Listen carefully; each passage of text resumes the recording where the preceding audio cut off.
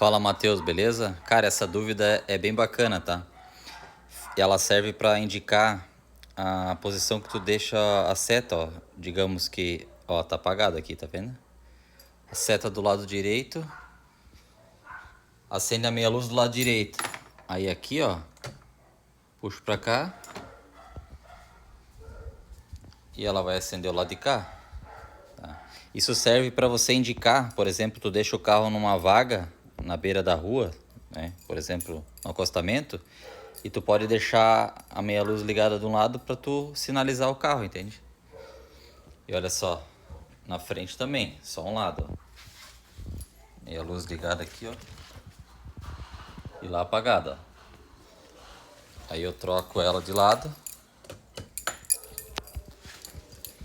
e ela troca de lado também.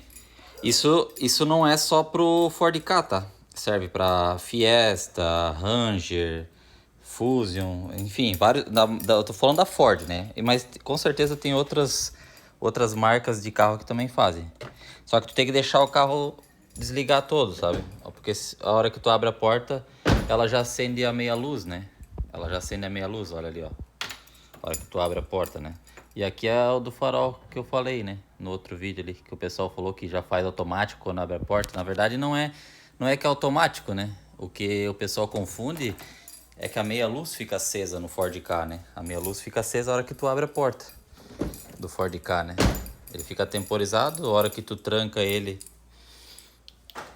ele apaga, destranca e daí ele acende também, né? Essa função aí todos os carros têm, né? Beleza, irmão? Qualquer dúvida, chama aí. Valeu, abraço.